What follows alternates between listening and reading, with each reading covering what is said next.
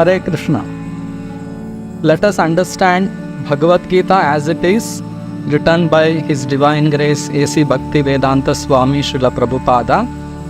Bhagavad Gita has 18 chapters. So let us understand these chapters section by section. Before we begin the discussion, let us offer our prayers to our spiritual master, His Divine Grace A.C. Bhaktivedanta Swami Srila Prabhupada and Supreme Lord Shri Krishna.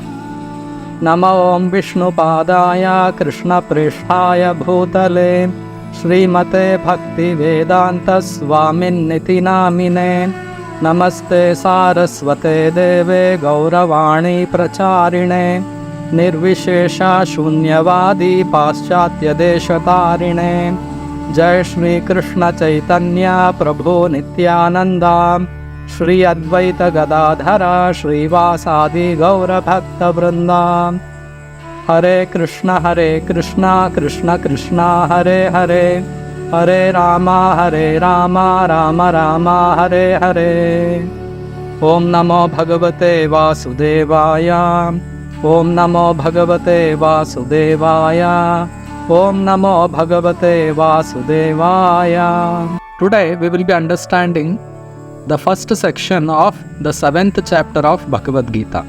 7th chapter is entitled Knowledge of the Absolute. First section is from Shloka number 1 to Shloka number 7. This section is entitled Krishna is the source of all energies. So let us understand this section. In the previous chapter, Lord Krishna had briefly described the system of Ashtanga Yoga, and he had finally concluded that among all yogis, Bhakti Yogi is the topmost yogi. Yoginam api sarvesham madgate nantaratmana shraddhavan bhajate yomam same yuktatamo mataha. Krishna told, among all yogis, one who always concentrates his mind upon the Supreme Lord Krishna and serves him is the topmost yogi.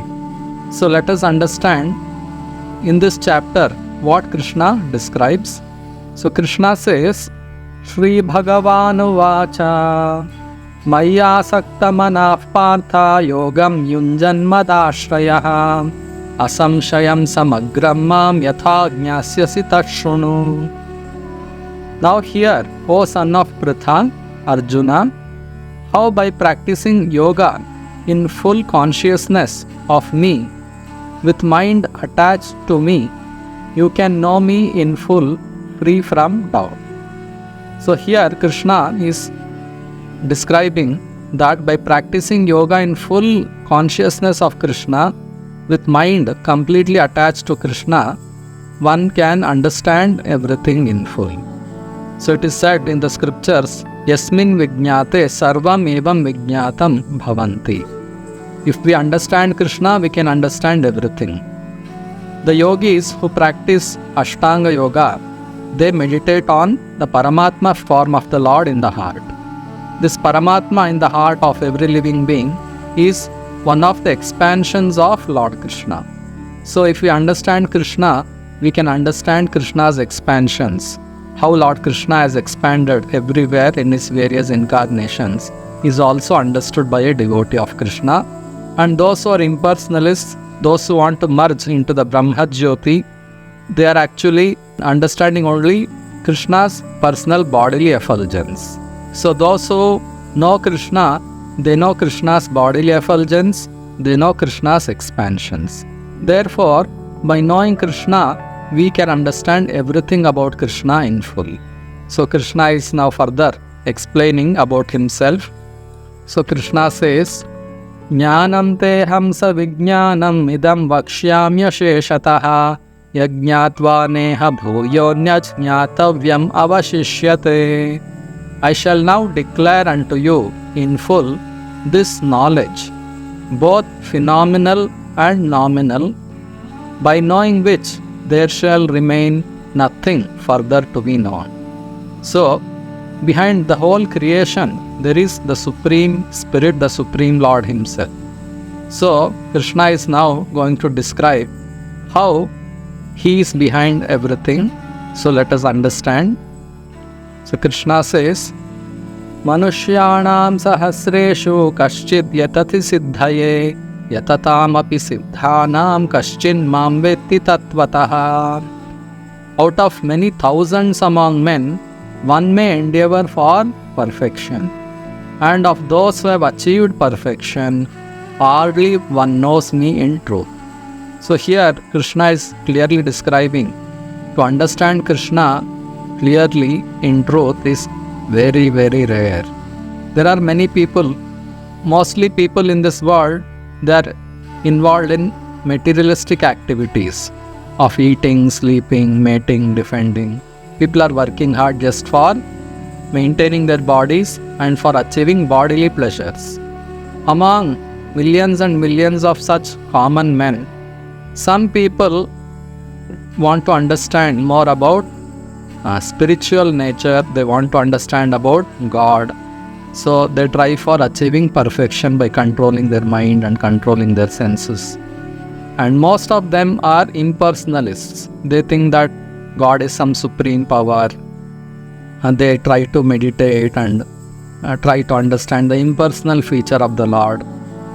Among those who are endeavoring for advancing in spiritual life, hardly there are few people who understand that God is a person who is Lord Krishna and try to become his devotee, try to surrender unto him. So understanding Krishna is very rare because it is not easy to surrender to Krishna. Surrendering to Krishna means one has to give up all one's personal desires and should be ready to serve Krishna, please Krishna. Just like Arjuna, he wanted to give up fighting because he didn't like to kill his friends and relatives. And he thought, without friends and relatives, how can I enjoy? So he was thinking about his personal interest. But when he saw that his problems could not be solved, he was thoroughly confused and perplexed. He surrendered himself to Krishna as his disciple and he agreed to follow whatever Krishna says. So when Arjuna surrendered to Krishna, then Krishna started giving him this spiritual knowledge of Bhagavad Gita, and in that way Arjuna's illusions were gone. Arjuna then later on acted as Krishna desired. He fought very vigorously just to please Lord Krishna, because Krishna wanted this fight. Krishna wanted to kill all the rebellious kings who were against principles of religion. So Arjuna satisfied Krishna, giving up his personal desires. So surrendering to the Supreme Lord requires sacrificing one's personal interests, and it is very, very rare to find such souls who are ready to give up one's personal material interests and just to serve Krishna. So therefore here Krishna is telling that among even those who are trying to achieve perfection, hardly one knows me in truth. So such souls are very rarely found in this material world who are pure devotees. So Krishna is telling that among many, many millions of people, Manushyanam sahasreshu kaschid yatati siddhaye. Common men are involved in their own material activities. Some people try for achieving perfection, and among them, those who are trying to achieve perfection, hardly one knows Krishna in truth. So further Krishna says, Bhumirapo nalo vayuhu khammano buddhirevacha ahankaraiti yamme bhinna prakritirashtadha. Earth, water, fire, air, ether, mind, intelligence and false ego, altogether these 8 comprise my separated material energies. So here Krishna is describing the material energy. One of the energies of Krishna is material energy. So here Krishna is listing those energies: earth, water, fire, air, ether, mind, intelligence and false ego. There are 5 gross elements: earth, water, fire, air and ether, and 3 subtle elements: mind, intelligence and false ego. These comprise Krishna's separated material energies. So behind this material creation, Lord Krishna expands himself as Mahavishnu, From Mahavishnu, material energy is produced as Mahat Tattva.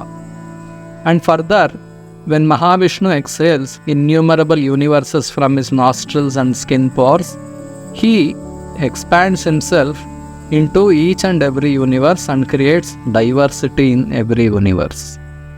And further, when living beings are created in each and every universe, the Lord expands, he diffuses himself into the hearts of every living being and into each and every atom. He is called Kshirodakashayi Vishnu. Mahavishnu, he is the origin of material energy. Then Mahavishnu expands himself into each and every millions and trillions of universes in the form of Garbhodakashayi Vishnu. From Garbhodakashayi Vishnu, from his navel there is a lotus. In that lotus, Lord Brahma is born, who is the first living being of that particular universe. And Lord Brahma assists the Lord in the creative activities, and he creates 14 planetary system within the stem of that lotus. And then he creates 84 lakh species of life, and he provides these material bodies to each and every soul who wanted to enjoy without God. So they are given material bodies to enjoy. So in that way, Krishna makes an arrangement for every living being who wants to enjoy in forgetfulness of Krishna. Actually, we all belong to Krishna's superior energy, which Krishna describes in the next verse. Krishna says in the next verse, Apareyam tu itasmanyam prakritim vidhi me param jiva bhutam mahabhaho yedam dharyate jagat. Besides this inferior nature, O mighty armed Arjuna, there is a superior energy of mine, which are all living entities who are struggling with material nature and are sustaining the universe. So the living beings are superior energy of Krishna. Material energy is called inferior energy, and living beings are the superior energy. They belong to the superior energy category. Actually, the living beings are one in quality with the Supreme. Lord Krishna is Satchidananda. He is eternal, full of knowledge and bliss. We living beings, we are also Satchidananda because we are parts of Krishna. We are also one in quality. But we are not equal to Krishna in quantity. We don't have equal powers like Krishna. Krishna is having unlimited energies. He is having unlimited power. We are very, very tiny. We are one in quality. Krishna is eternal. We are also eternal. Krishna is full of joy, full of bliss. We get joy by serving Krishna. And Krishna is full of knowledge, unlimited knowledge Krishna has. We get knowledge from Krishna or from pure devotees of Krishna.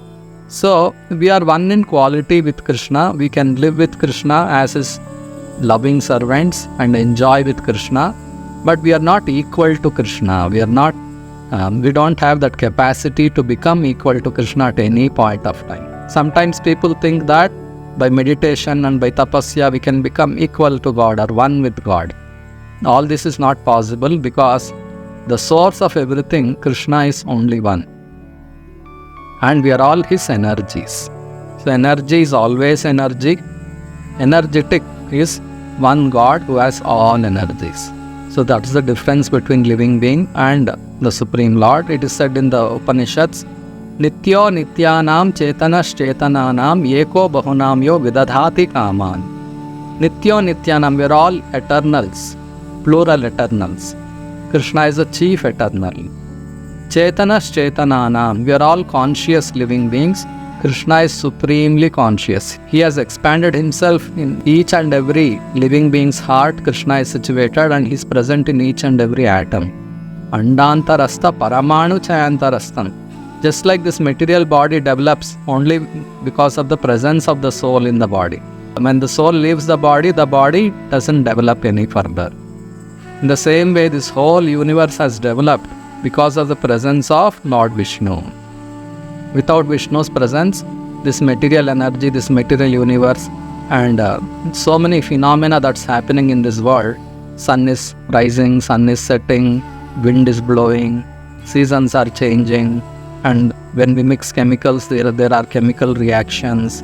There are so many things that we observe in this material world. All these things are happening because of the presence of the Lord as Paramatma Kshirodakashai Vishnu in each and every atom. Without the presence of the Lord, nothing can happen. So, we living beings are one of the energies of Krishna. We belong to the superior energy category. Those living beings who wanted to enjoy without serving Krishna are sent to this material world, and the Lord makes all the arrangements for us to stay here and try to enjoy the way we want. But we can never be happy without serving Krishna. So those who get frustrated in this material world, they again try to know God and try to connect with God, which we shall understand further. Krishna will explain. So we belong to the superior energy category of Lord Krishna. Then further Krishna says, Yetadyonini bhutani sarvani tyupadharaya aham kritsnasya jagataha prabhava pralayastatha. Of all that is material and all that is spiritual in this world, know for certain that I am both its origin and dissolution. So here clearly Krishna is telling that, know that all that is spiritual and all that is material, I am the origin and dissolution. So everything is coming from Mahavishnu. When Mahavishnu breathes, the material energy is produced. He creates innumerable universes. He exhales from his spiritual body, and within the period of his exhaling, and there is creation of the 14 planet systems in each and every universe, and the living beings are given various bodies and they perform various karmas and try to enjoy.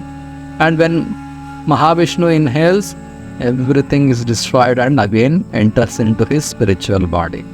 So between the period of his exhaling and inhaling, if we take up to devotional service and practice bhakti, develop our love for Krishna, we can get liberated. Those souls who practice bhakti, pure devotion to Krishna, they get liberated and they enter into the spiritual world. Those who don't get liberated, they again take birth in whichever state they were during the time of dissolution. In that same state they will be born again and they will continue their material activities. So in this way, there is this repeated cycle of creation, maintenance and dissolution. This keeps happening because there are innumerable living beings who want to enjoy in the material world. So therefore the Lord gives them the opportunity. He creates these material universes. He gives them material bodies, and He comes again to this material world to enlighten the forgotten souls. He personally comes to establish religion, and He sends His pure devotees also to establish religious principles, to remind us that we are all parts of Krishna, we are all His loving servants, and the spiritual master, who is the pure representative of Krishna, he teaches us how to serve Krishna and enlightens us. Those souls who are fortunate, who take up this process of Krishna consciousness, the process of loving Krishna, the process of serving Krishna from a bona fide spiritual master, they are really fortunate souls. By practicing bhakti, they become completely purified, they develop their original relationship with Krishna, and they return back to the spiritual world.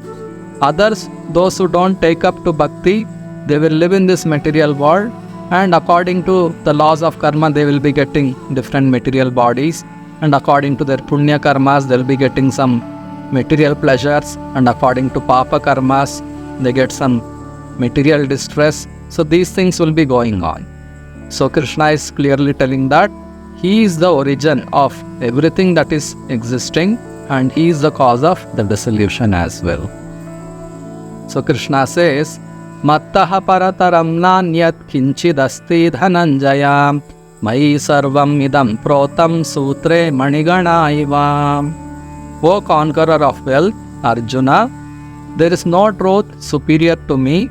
Everything rests upon me as pearls are strung on a thread.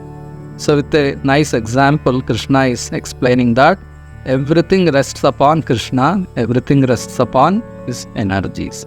Just like when we make a string of necklace with pearls, all the beads are nicely aligned next to each other because there is a thread which goes in the holes of the pearls, and they're all very nicely set next to each other, and we can make a nice necklace out of the pearls. So even though the thread is not visible in the necklace, without the thread we cannot have the pearls together, and the whole necklace will not exist unless there is thread which connects all the pearls together. In the same way, we see so much of order and so much of laws existing in this world. That is because the Supreme Lord, He is present. He has entered into each and every atom. He is cause behind whatever phenomena we see in this material world. He has set up all material laws, everything with an intention to give us facilities to enjoy the way we like, and He dissolves everything after a certain time, and within the period of creation and destruction He comes again and again to enlighten us, to remind us that we are His parts and we can really enjoy by becoming His devotees. So this keeps happening, and so Krishna is telling that everything rests upon Him as pearls are strung on a thread. So without Krishna nothing can exist, and no order can exist without Him. So further what Krishna describes we will be understanding in the next section. Hare Krishna.